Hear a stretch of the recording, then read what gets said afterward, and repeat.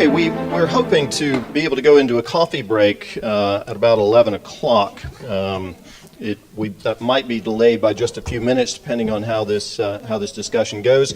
Again, we're going to have some brief discussion, and then we're going to take, if time allows, some questions from the audience. This, our first panel discussion, is focusing on strategies, technologies, and methodologies for sustainable mobility. And the first question that has been put up, this is in conjunction with the OPTIMISM organization, is what role will technology play in addressing our mobility challenges? The question was originally phrased as an absolute, can technology address it? Well, we all know technology can't address it alone, but what role will technology play in addressing our mobility challenges, and what kinds of technologies do you see as being most promising? And I will put that to the panel first. I might, because you haven't had an opportunity to speak with us yet, ask the two gentlemen from the project to comment on that, either Martin or Arno. Yeah, of course. It isn't working, I think. Oh, okay, it works. Yeah, I think technology will have an important role in fighting or in decarbonizing transport and make it more safe. And particularly vehicle technology, I think electric cars already mentioned a lot, but I think there are a lot of opportunities to decarbonize transport by electric cars, particularly for passenger cars. And I think there are, particularly for aviation and freight transport, there are the big challenges. And their technology will There we need more than only technology. I think for passenger cars, technology can do a lot, and a large share of the problem can be solved by technology. But particularly for freight transport, we need more than that. I think there's a lot of optimism, if you will, about how technology can contribute to sustainable mobility. What about you, Martin? What role do you see technology playing? Is this the decisive factor, or is it just one of many? And specifically, which technologies do you see? I fully agree with that. No, I think it takes three elements, like the technology you are asking for, the people accepting this technology and using it, like especially if you think about like apps or information systems, and the third one is the infrastructure. So we especially looked at what effect can different ICT technologies have on future mobility and decarbonization. So we had a long list of, I think, 20 different technologies, and we made some kind of prioritization and came up with like 3 which seem to be quite promising, and we focused in the further evaluation on personal travel information systems, like how can you come from the Brussels airport to here with multimodal use, and we looked also at mobile payment systems, which could also help to come here, yeah, from a traveler or passenger perspective, and we looked at car sharing services, and from these 3, like the highest potential we came up is like the personal travel information systems, and come up with a potential of 2 to 4% CO2 reduction if it gets accepted and it's fully implemented in the European Union. Because, Chris, you deal a lot with technology, I'd like to get your input on this. You mentioned a number of different technologies in your presentation.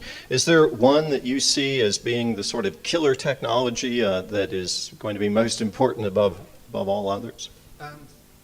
First of all, I completely agree that technology will have a massive role to play. I actually see it as a technological cream. So there will be no one piece of technology that comes along that will make this dramatic change. But I think the piece of technology that will win out will be the one that provides some level of improved comfort or convenience to the consumer. That's what people are paying for. And there is a shift where people want to buy a better experience rather than own a piece of hardware or a tangible asset. So For me, I think a piece of technology that addresses that convenience and comfort would be the one that really dominates. And we can see those come through with the current automotive technologies, where the level of automated control in vehicles is around convenience. Things like adaptive cruise control, things like parking assist systems, and they're all addressing that convenience aspect. Anyone else care to comment on the technology issue before we move along? We'll be talking, of course, about technology in different contexts. But well, then I would pick up on the point that Martin made about the importance. He emphasized the importance of personal travel information systems. Now, personal travel information systems depend. They're contributing to any solution depends on those being integrated, depends on information being shared. One of the key questions that optimism is also looking at is transportation integration depending on cooperation between different stakeholders. It's been pointed out that information owners are reluctant to share information often gathered at cost, and this the Optimism Project found, too, that national travel surveys, for example, are incredibly fragmented, that there is virtually no unified system. So my question would be, how, if this information for passengers information, for example, if this information is so critical to a solution, how are you going to get it?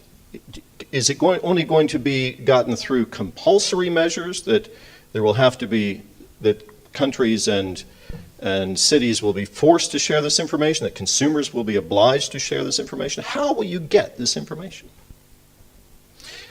I'll throw that out. Anyone care? Yeah, go ahead. Well, the first thing, which is a link with the previous one, is personal travel information is very important. At the same time, again, it's about people. I've been smoking, and I knew it was bad. I'm sure I was not the only one in the room. You will get perfect information to people, and we still do the trade the way they used to do it. So it's how they get this info. I mean, what do they do with this? And that's very important.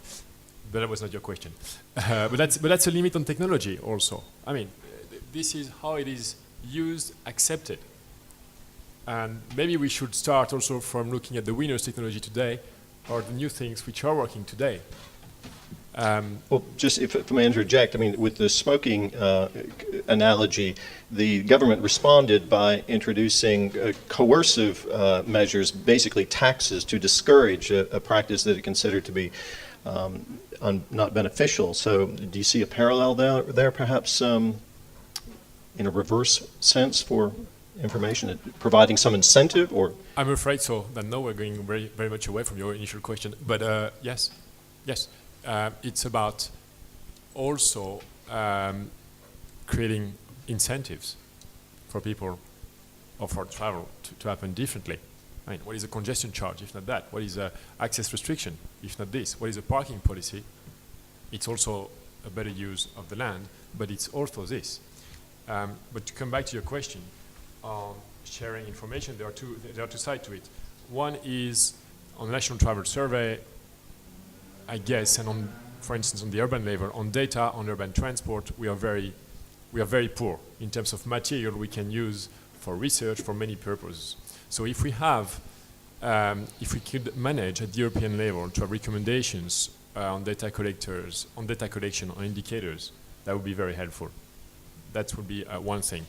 Then the second question, side of the question is maybe more related to sharing data of our transport authorities or transport operators to share data. I guess that's what you had in mind, maybe, and open data. There is reluctance in some cases, but there are also very good examples. So we could also look at good examples. If you look at what London's doing, if you look at Amsterdam's doing, what we see is a real trend towards open data. So real trends towards opening up data and sharing data. We have to be careful about not creating obligations which can have counter effects, which basically I make it mandatory, I am the public authority, it's too expensive for me, so I just don't collect the data anymore, so I don't have to share it. I'm serious. We have to be careful. We have a trend. Let's accompany the trend. It's getting faster and faster, at least at the local level. I know that the national transport systems are different. Good. Wanda, I just wanted to get your input on this because you're also talking very much about how to organize urban transport systems. Would compulsory or voluntary measures get us the information that we need? Because so far it seems, based on, again, Optimism's research, there doesn't seem to be a great will to cooperate. I think it's both compulsory and voluntary.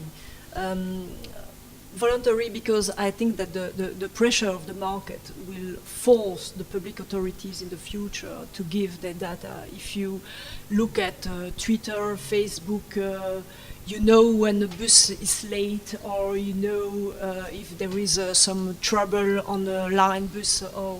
So I think they are going to go to a more open source data. But I agree with Sylvain that there is a lack of data, especially for research. And about transport survey, when I'm looking at the case in Belgium, few years ago we have a survey about transport, and now there is no money to do this, so no more data. So no more research. So it's impossible. So I think that public authorities should support data collecting as well. I'm just going to add one of my own questions because I found it extremely interesting in reading into reading some of the background, the results coming out of this research, that there is such a profound lack of harmony among the EU member states when it comes to specifically national travel surveys. Any thoughts, anyone on how to overcome this? And I'd like to share our observations or our point of view on that, but because I was also very surprised when we did this research. So we started to make a survey involving all the 27 European Union countries, and at the end we found out only 15 have a national travel survey in place, what we call a national travel survey. So it should be national, it should cover all major modes, travel modes, and it should be could be conducted within the last 10 years. So this was the 3 conditions we put up in front. So only a little bit more than half of the countries have a national travel survey. And then we looked at the surveys we have, and we were quite surprised that the data is so fragmented. So they don't collect all the same data items. The way they present it is completely different. And what is also very critical, lots of the data was not accessible in terms of the authorities said to us, oh, they cannot share the data. So where's the use to have this data around and don't give it to research and to use it actually. And also in the formattings, if you want to compare data like simple things like how many trips people do a day or something even this, it was very hard to compare between some countries. So I was quite surprised about these outcomes. well, I too. The fact being, this is a research project, and research relies on data in order to come up with some good analysis and possible proposed solutions. So I'm afraid we're going to have to move on, but it still remains an open question for me how we're going to achieve some greater harmony in that respect. Can I just raise a comment? I think Please. it's a very important aspect of data as well, and that is an ever-increasing, what I would call floating data set out there, which is where people are at ever-increasing connectivity, where vehicles will be connected as well. You can acquire data through an informed consent, where the individual or consumer then has some form of reward mechanism for providing that data in an informed consent way. So there's a whole raft of new data sets that are coming out there. Now that does bring in the question around trustworthiness and validity of that data. But if you can get it statistically relevant, then some of those issues can be as well. Very big data and data protection issues coming into play there, but also the potential of technology to link us all together. Final question topic before we take questions from the audience. business models. You know, who's going to pay for all of this? Who's going to pay specifically for reliable information provision? Is this something that is going to be left purely to the market, or is this a place where we will have a very highly regulated business model coming from the public sector? I'd like to put this question to you, Dave, at this point, because you're attuned to the needs of everyone, I think, but also have an eye on what's happening in the private sector. What sort of business models do you see that would be viable for achieving the kind of information provision that is needed to link it together, to link the resources together for achieving greater sustainable mobility? Thank you. Yeah, thanks for that, Terry. I think if I had a specific answer of what sort of business models will work, then I wouldn't be sitting here. I'd be going out and implementing business models and making myself an absolute fortune.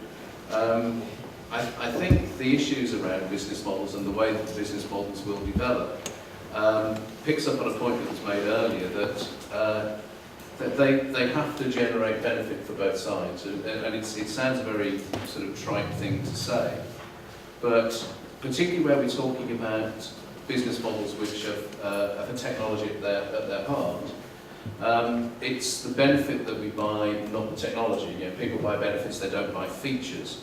So whatever business models will succeed are going to have to be delivering benefits particularly to the customer base, because otherwise it's not a viable business.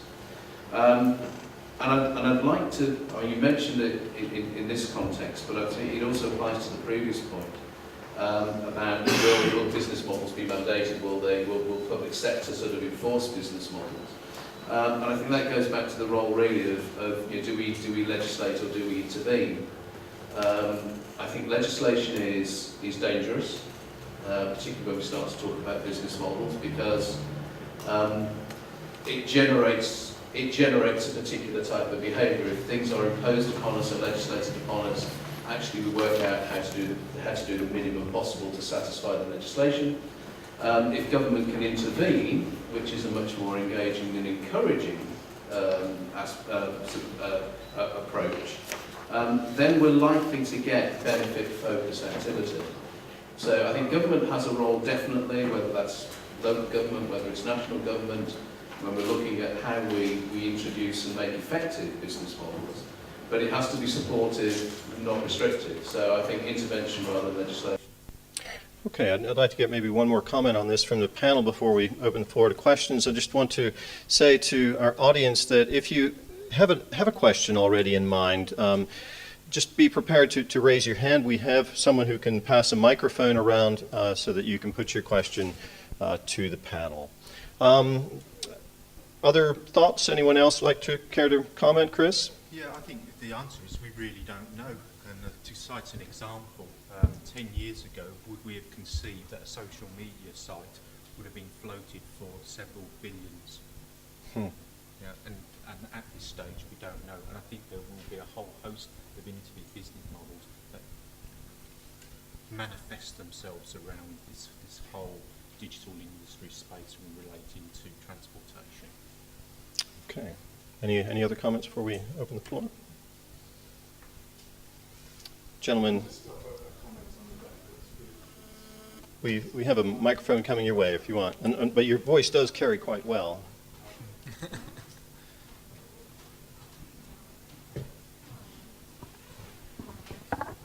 David Morris, Coventry.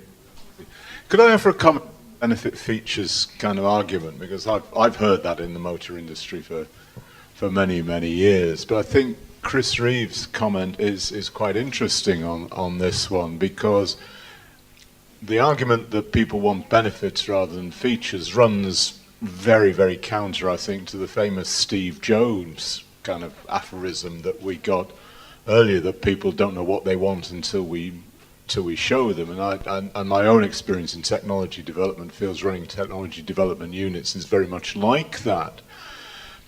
And the social media example and SMS messaging, I think, is another one, whereby we didn't know, or the industry didn't know, what benefits people were going to get until they were shown the feature.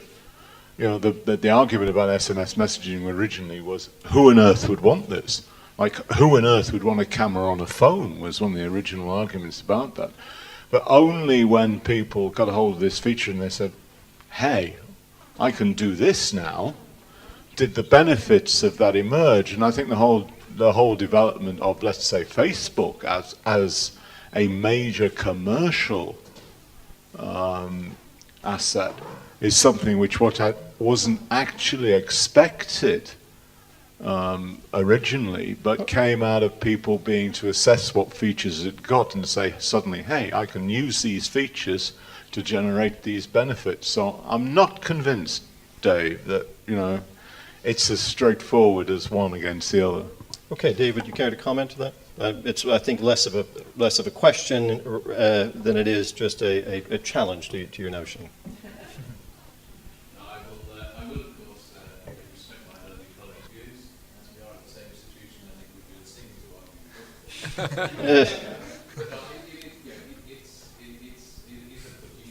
you can't speak in generalisations. I think clearly a lot of technologies do generate benefit which was not necessarily expected. But I think the mass adoption of a lot of technologies is done by people once other people expose a lot of the benefits that those features generate.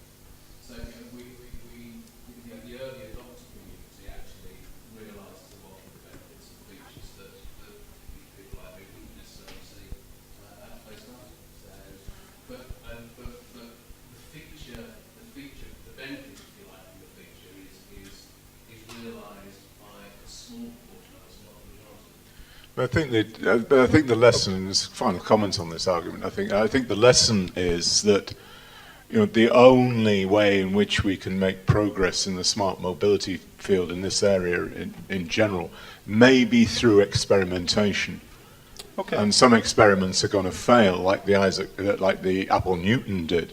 But, you know, handwriting technology on tablets is back. You know, the Galaxy Note is there and looks like it might be a success. So, I mean, I think you know, we won't know about a lot of the things which optimism has looked at until we've tried them and sucked it and seen. And quite a lot of them will probably fail, but a few will, as you were saying elsewhere in your presentation, will go. Thank you. Gentlemen in the same row on the other side. Thank you. Franz Salgner, previously European Commission. I appreciated very much the integrating approach of the project from factual database to the consumer to the citizen behavior.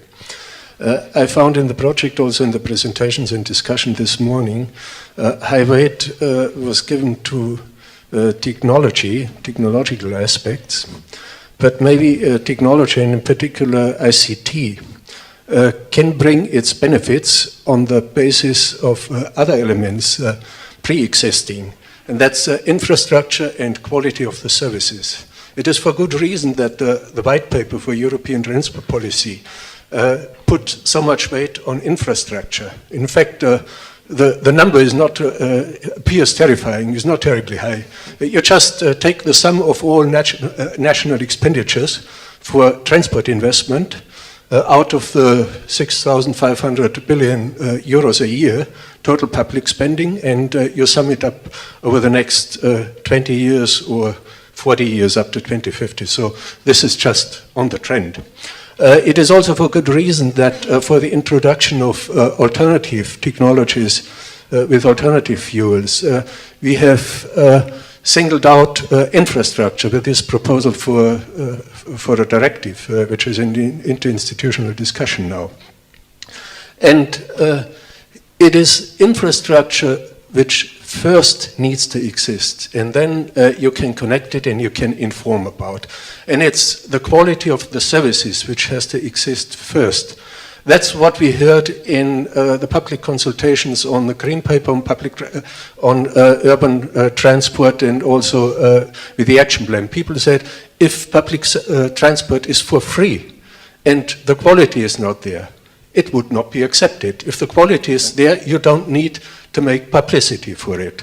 And that's what we heard also in a large conference some years ago, where an expert told us, don't make publicity for public transport in the state it is.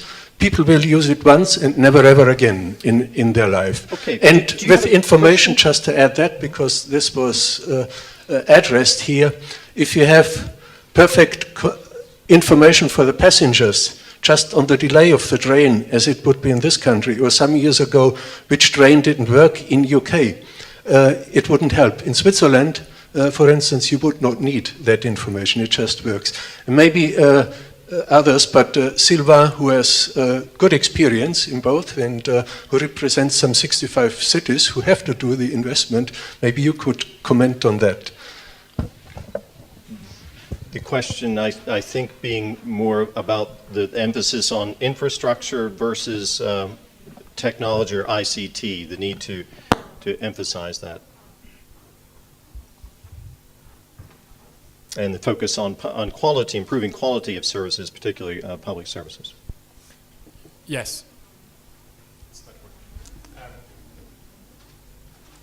Yes, obviously. I mean, I think we do have a PhD this morning on sub-technology and on ICT.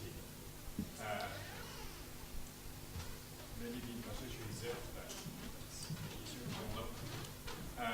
Yes, we need to improve the quality of public transport.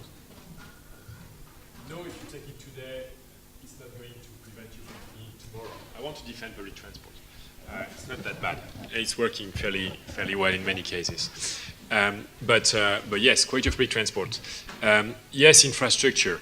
But infrastructure, it's not necessarily about more infrastructure. It's about better infrastructure. It's about using it better. And I think you showed, I would have a lot of questions, but you showed the idea that we can also do better with this. And it's also creating the infrastructure for sustainable travel behaviors. So cycling paths and decent sidewalks, for instance, in cities are a must. It's not necessarily high technology, but it's just not there in many cases. And if it's not there, well, you're not going to walk because it's dangerous, or you're not going to cycle because you don't feel secure, even if maybe it's not that dangerous. So yes, but I think my comment doesn't relate to the figures that you're mentioning, because I'm only commenting about urban or regional transport. And I suspect the figures involve a lot long-distance infrastructure requirements, which I would not comment on it. Is that a good answer? Enough good answer? Thank you. We seem to be running in a little bit into our coffee break time. Would we still have time to take one more question? I think, yeah, if you all agree. Sir, did I see a hand raised at the back there? Sorry. Yes, please. Can we have a microphone here in front? Right here.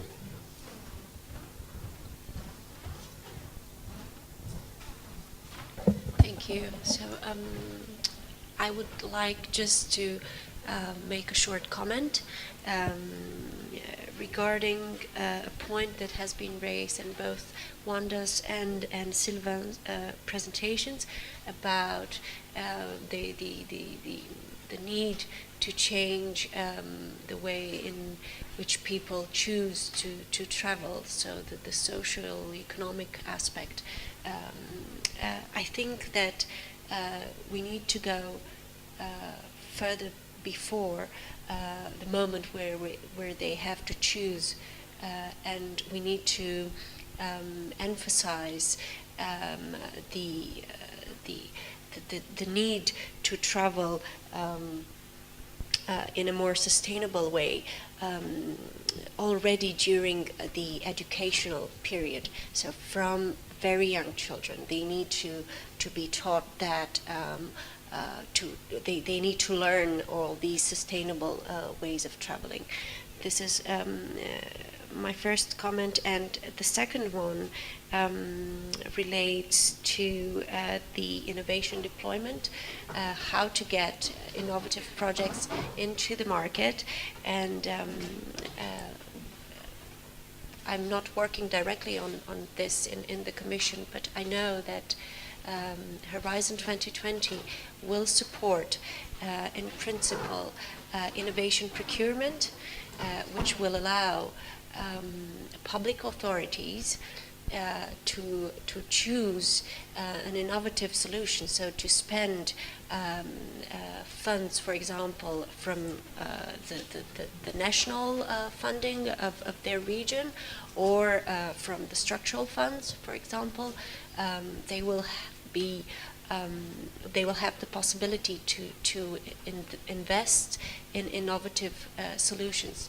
So via Horizon 2020, the Commission will support the networks of procurers, so will help public authorities to create networks. Well, they can do mutual learning about how to invest into innovative products and services, eventually helping these to get into the market. Thank you. Wanda, would you care to respond? Yes, maybe one reaction about the first point. I fully agree with you that at the very beginning of the story it's about behavior, so that means education, of course, but it's all the behavior. That means do we have to eat strawberry at Christmas dinner? It's just that as well, because every day we make choice, and these choices have consequences on mobility. So I think that we have to act on all choice of every day. Okay. Thank you all very much. It is time for our coffee break. I want to quickly thank all our panelists, Wanda, Sylvain, Chris, Dave, Martin, and Arno for your contributions. And we will break now until 11:30, which is, if we can all try to be back here at 11:30, that will put us back on track. It gives us about 20 minutes for a coffee break, 15, 20 minutes. Coffee, I believe, is served outside on the left. See you all back here in about 20 minutes.